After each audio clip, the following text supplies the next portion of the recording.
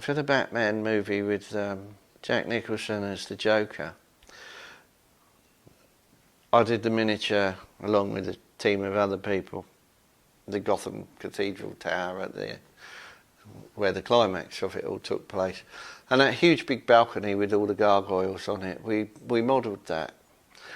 And I went over to Pinewood to photograph the full-size set as reference so that we got all the gargoyles the same shape and everything on the miniature. And I think that was on A stage, and we went into the stage and we went onto the back of the rostrum for this set. And past the bell where it was hanging, and there was these big flagstones all on the floor. And Brian Bishop and his son Doug had painted all this huge big city night scene of the city that was on a big cyclorama around the back of the stage. And I'm a bit scared of heights. If I stand on a cliff, I don't really want to get too close to the edge and look over the edge.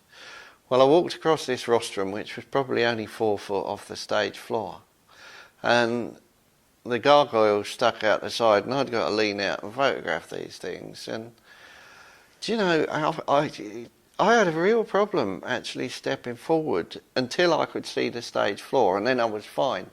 But that feeling of scared of heights like overwhelmed me, despite the fact that I wasn't very high up. And that again is all part of the magic that only working in that industry has. And again, not being involved in anywhere near the way that I used to be, it's just heartbreaking in some respects. There's a whole lot of things, the people I work with and what I used to do, that was so special.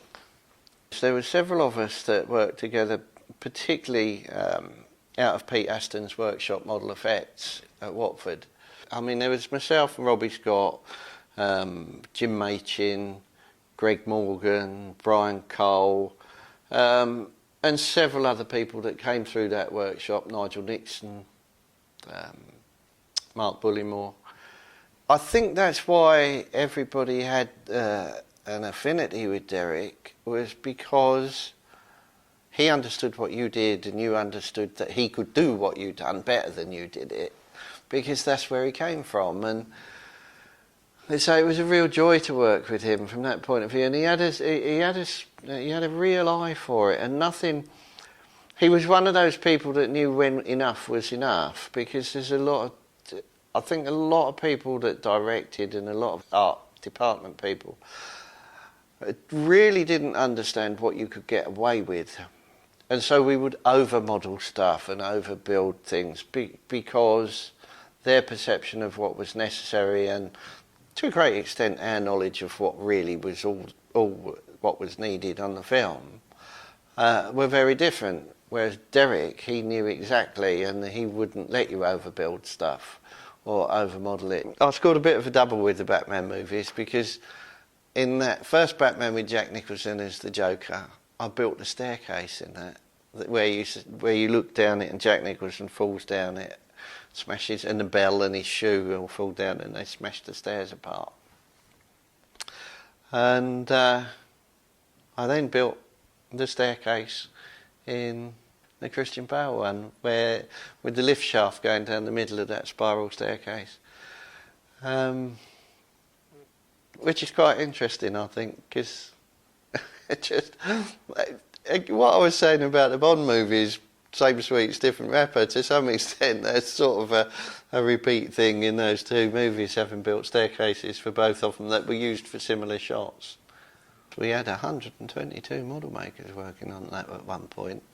It's a massive, massive amount of people, really, for a miniature unit.